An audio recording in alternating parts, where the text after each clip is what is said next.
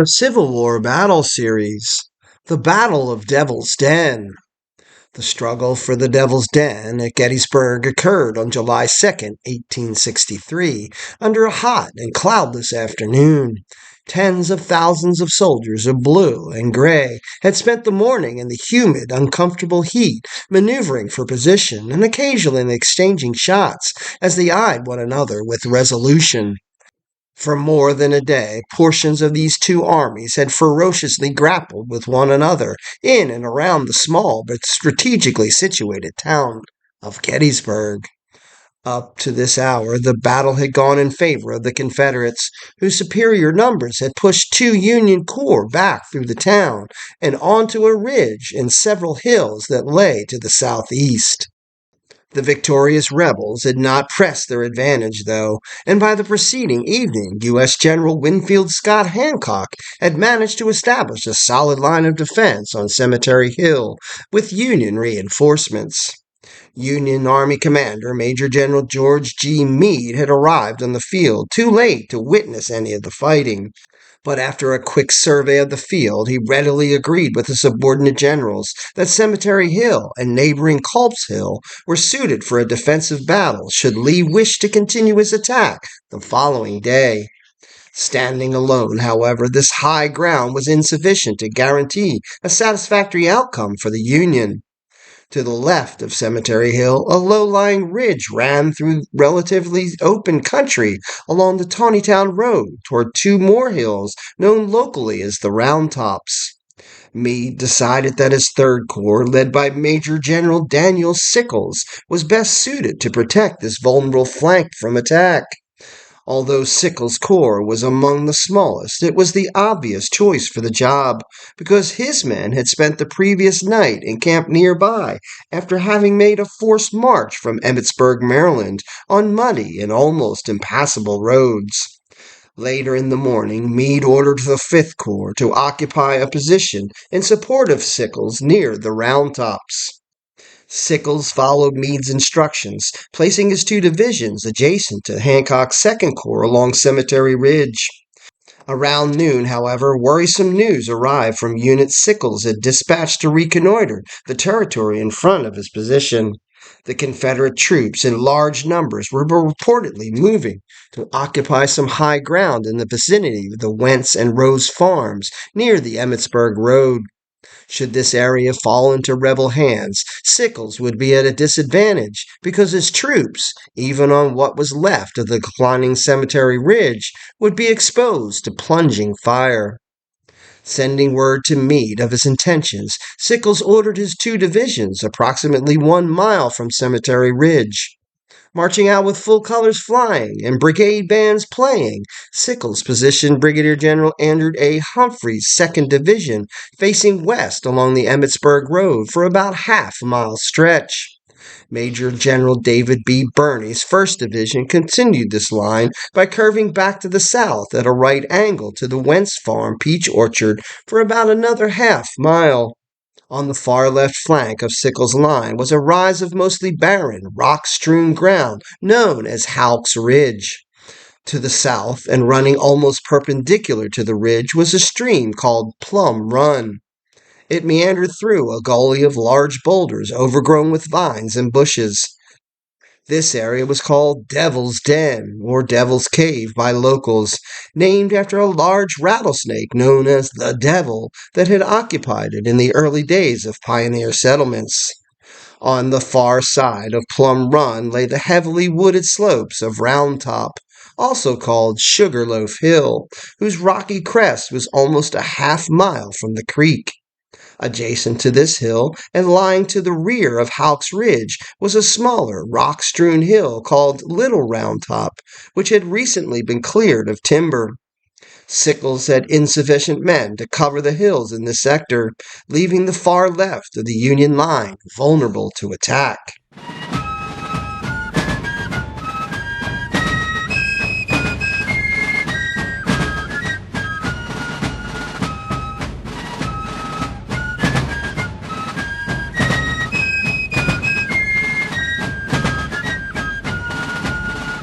The battle for this portion of the field began shortly after the arrival of approximately 1,500 Yankees from the 2nd Brigade of Birney's division under the able and experienced command of Brigadier General J. H. Hobart Ward.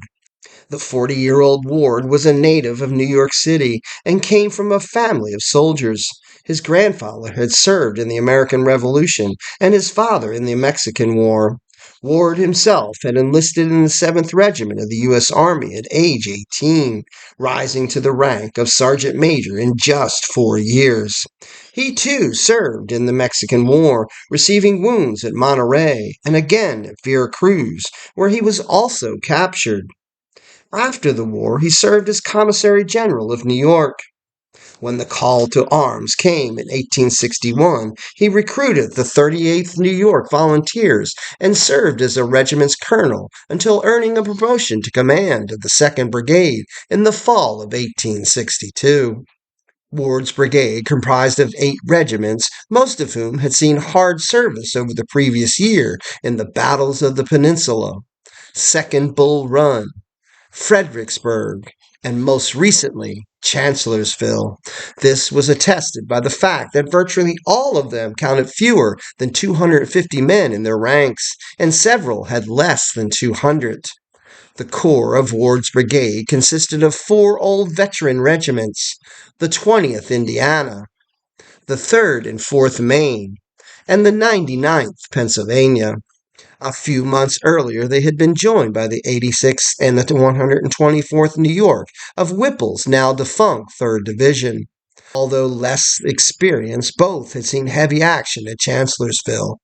All proudly wore the symbol of the red diamond on their forage caps, known affectionately by the 1st Division as the Kearny Patch, after their commander, Philip Kearny, killed leading his men at 2nd Bull Run. Ward also had under his command the 1st and 2nd U.S. Sharpshooters. These were elite units of expert marksmen dressed in dark green uniforms who often served on detached duty. In fact, on July 2nd, both the 1st U.S. Sharpshooters and the 3rd Maine operated independently of Ward under Colonel Hiram Burden. They spent the early afternoon on July 2nd engaged in skirmish duty near the center of the 3rd Corps position.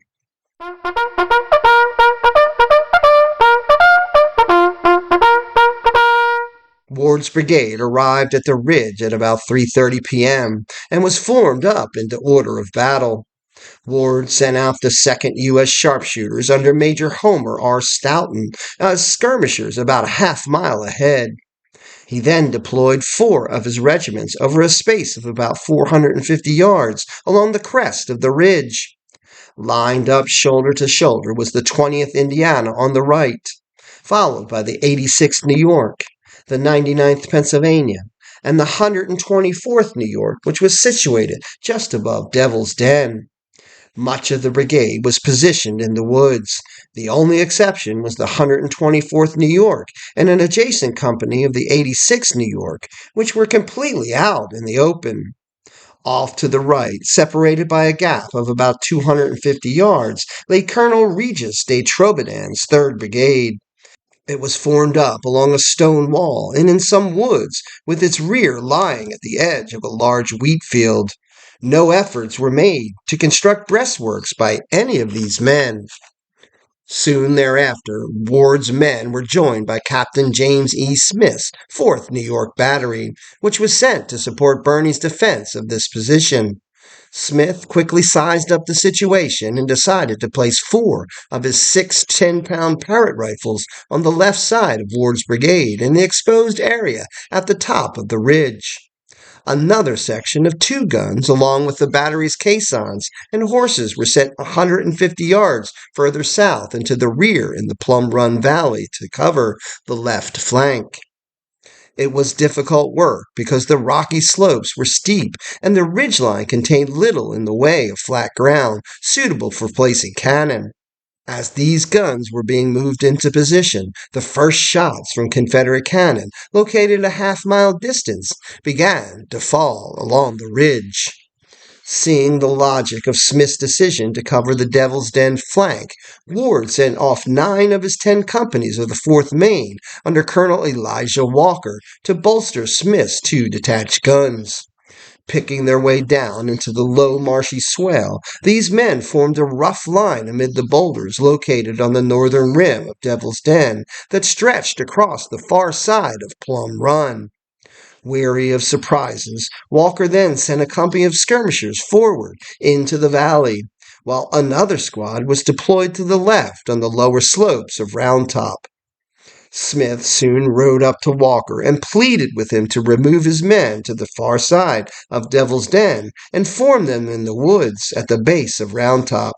He argued that he could take care of his own front well enough with 2 guns, but feared that their flank would be turned if the rebels controlled the strategic point. Walker did not comply, a decision he would soon regret.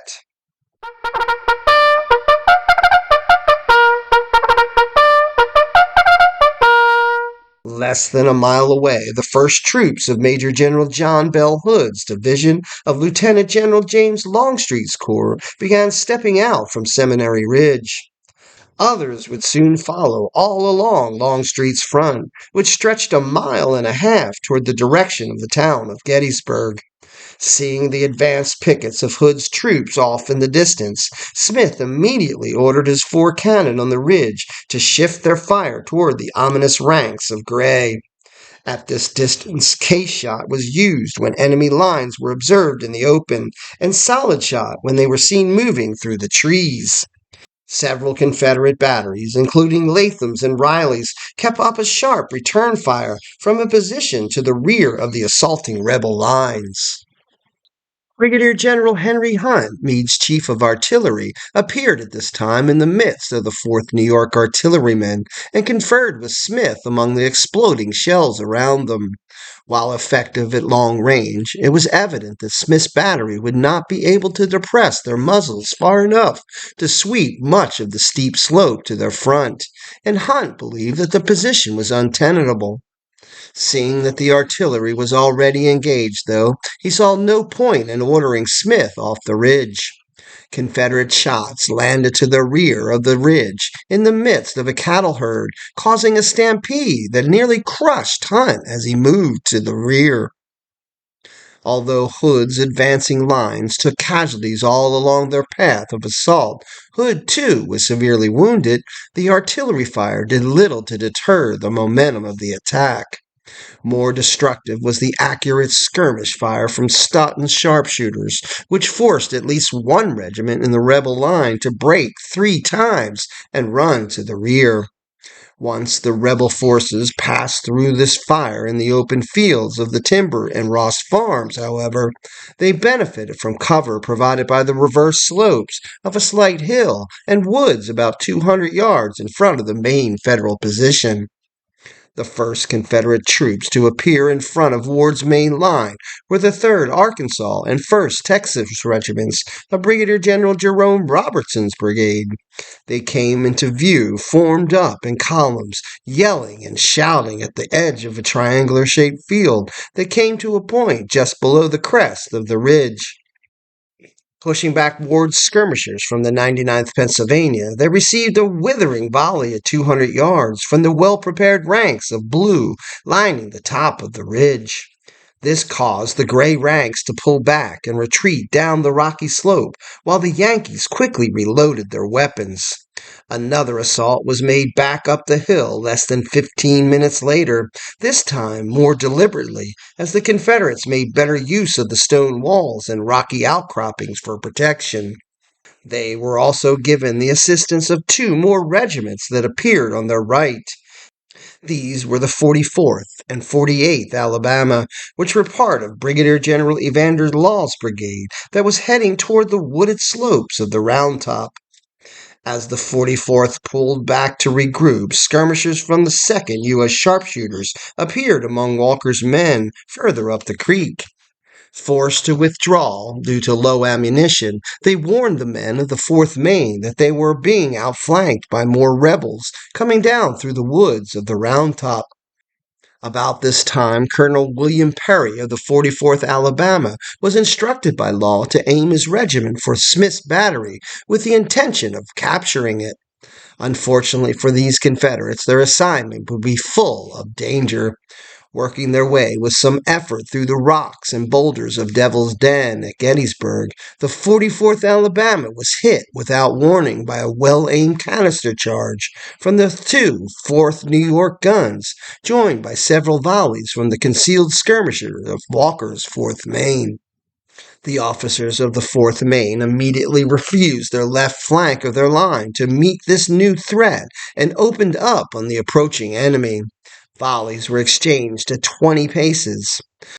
Although the portion of the 48th that was in the Plum Run Gully pulled back quickly, those men who were better concealed on the slopes of the Round Top remained, causing heavy losses among the 4th Maine.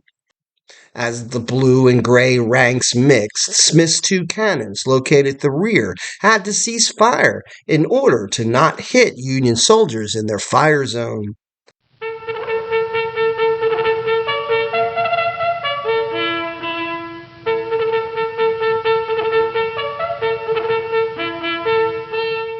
Up until this time, the Federal line on Houck's Ridge had held firm against all that Hood could throw at it. After the second assault was repulsed, Ward even pushed 270 men of the 86th New York forward about 50 yards to a stone wall to maintain a harassing fire on his opponent. Even so, the pressure on Ward's front and left flank increased as additional units from Hood's other brigades were sent in to support the attack. Concerned about his left, Ward shifted the 99th Pennsylvania off the ridge and sent them down into Devil's Den to bolster the 4th Maine. This left the 20th Indiana alone to fend off attacks on the far right of Ward's brigade.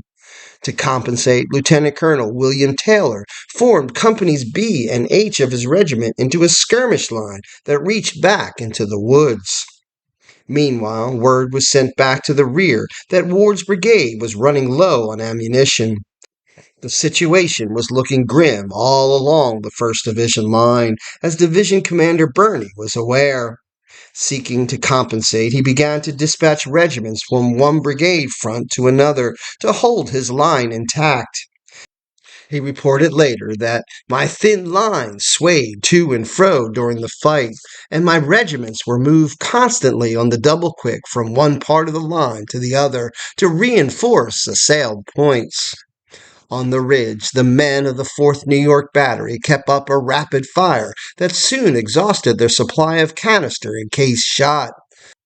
Undeterred, Smith ordered his gunners to use shell as well as solid shot to maintain the pressure on the surging enemy line below, even going as far as to order them to not waste time sponging the guns, a desperate measure that endangered the men working the cannon. By this time, the Confederates had advanced to within only 20 to 30 yards of the thin Federal line on the crest of the ridge. It looked as though Hunt's prediction was about to come true.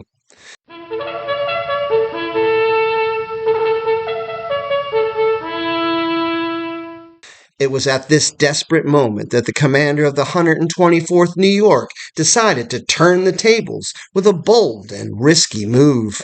Sensing that his line was vulnerable to the superior numbers of the enemy working their way up the slope, Colonel Augustus Van Horn Ellis mounted his gray horse and ordered his small regiment of just over 200 men to fix bayonets and follow him in a countercharge down the hill. The Orange Blossoms, as the regiment from Orange County, New York was known, stood up in unison, let out a cheer, and faithfully followed their young colonel down through the lines of Confederates. This impetuous action broke the momentum of the rebel attack, sending Southerners scurrying down into the protection of the rocks and woods at the base of the ridge to elude capture. The impetus of the 124th New York charge would not last long. Joined now by reinforcements from the 15th Georgia of General Henry A. Benning's brigade, Robertson's brigade of Texans quickly turned and began to fire into the ranks of the intrepid New Yorkers. The New York Regiment came to a halt at the base of the ridge, where about a quarter of its number fell, along with Ellis and his major, James Cromwell, both of whom were knocked off their horses and killed. Facing imminent capture, the remainder of the 124th New York gathered many of their wounded and slowly fell back to the crest of the corpse-strewn slope. Although it could not stem the entire assault, the New Yorkers' counterattack compelled the Confederates to sort out their lines before renewing the attack. Within the hour, all three brigades, commanded by Robertson, Law, and Benning, were in position to launch a more concentrated assault back up the slope. Now supported by several of Anderson's Georgia regiments that had worked their way through the Rose Woods, this last charge finally broke through the top of the ridge. In actuality, there was little real fighting during this phase of the Hawks Ridge battle because Ward had ordered his exhausted brigade, most of whom were out of ammunition, to retreat behind the ridge in the direction of the wheat field. Cheers rang out among Hood's men as they triumphantly reached their objective, which included Smith's three Parrott rifles, one of which had been damaged and removed earlier. Meanwhile, down along Plum Run, Benning ordered the 2nd and 15th Georgia into Devil's Den, while another of his regiments, the 17th Georgia, joined with the Texans in the final assault up Hawks Ridge. These men moved forward at a run and overwhelmed the Federals' advance line, capturing about 40 men who had been occupying positions among the large boulders.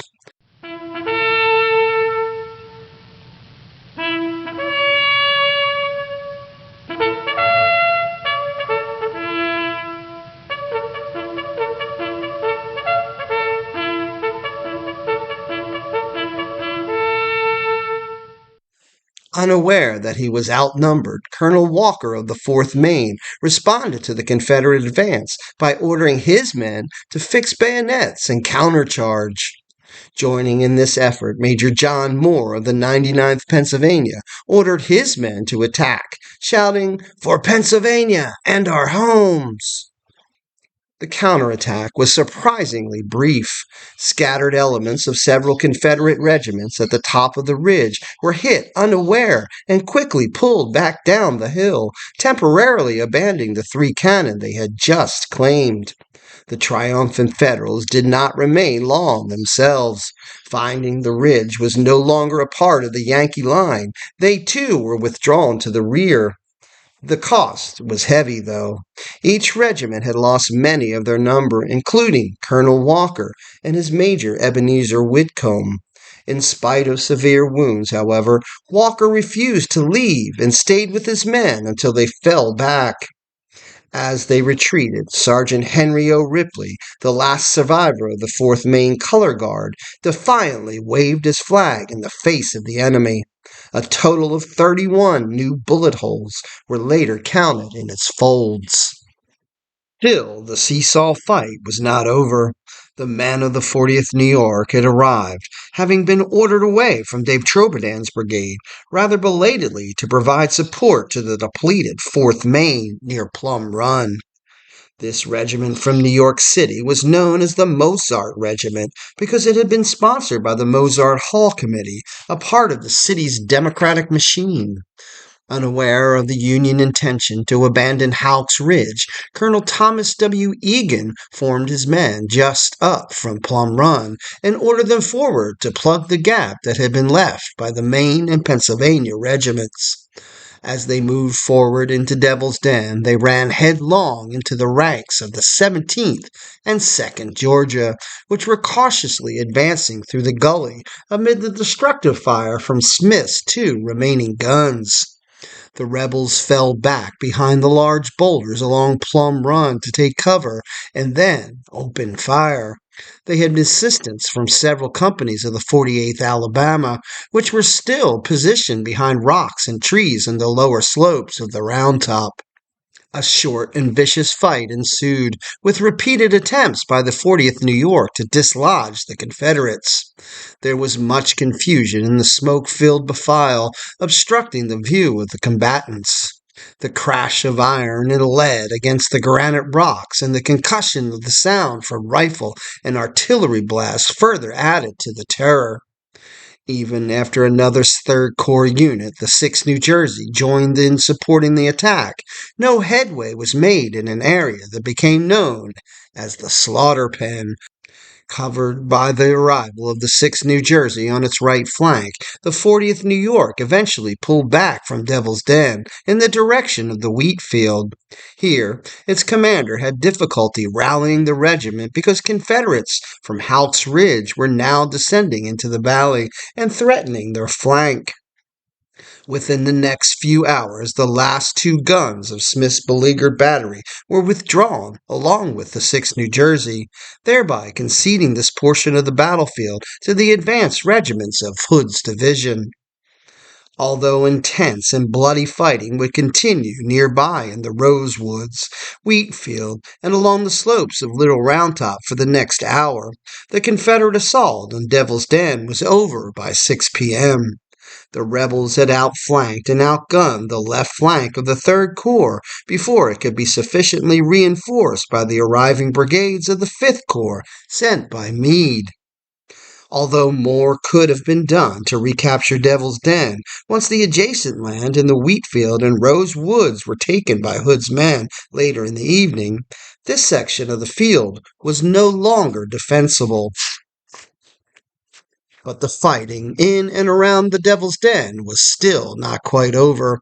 Sporadic fighting would continue over the next 2 days as Union forces positioned on Little Round Top traded shots with Confederate units that dug in and around Devil's Den. Still more men would fall amid the rocks and boulders of the gorge and adjacent ridge, at times receiving wounds from ricocheting bullets and shell fragments. This sporadic picket firing prevented each side from burying their scattered dead comrades until after the fighting had ended. In some crevices of the rocks and boulders, bodies were piled 3 or 4 high.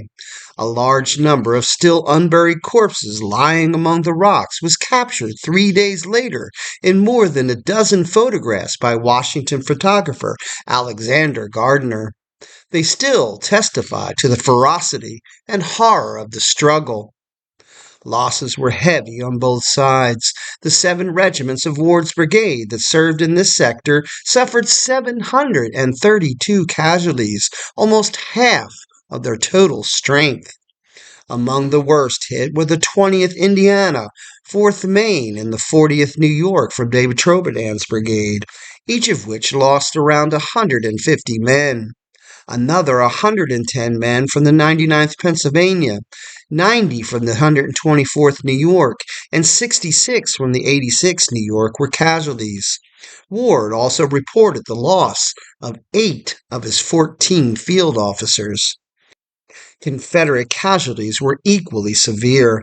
Robertson's brigade, which had been engaged primarily on Halk's Ridge and Devil's Den, lost 597 men. Hardest hit was the 3rd Arkansas, which lost 142.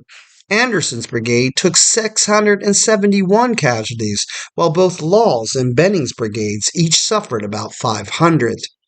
Given the manner in which the various regiments of these other 3 brigades were shifted around on this portion of the field, it is difficult to determine how many men actually fell on Halk's Ridge and among the boulders of Devil's Den. Who won the Battle of Devil's Den? Although the Confederates did gain control of this portion of the field, the defense of Halk's Ridge and Devil's Den was aptly conducted by Ward and Smith. The Union forces held their ground in the face of superior numbers for more than an hour and a half, launching well-timed counterattacks that kept their adversaries off balance and unable to coordinate their efforts until the greater numbers finally told.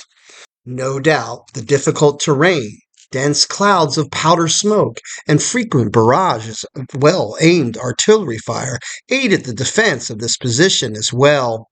The chief merit on the Federal side was that the soldiers there secured their left flank of the Union Army in time for Vincent's Fifth Corps to arrive and hold Little Round Top. Birney had nothing but praise for Ward's brigade, proudly stating that it held also a post of great honor and importance, and fully sustained its old reputation. Perhaps Ward's words are even more appropriate in honoring the bravery of a small but resolute brigade that sacrificed so much for their country. To the officers and men of my command, without exception, the thanks of the country are eminently due. It's your history. Learn it, know it, and love it.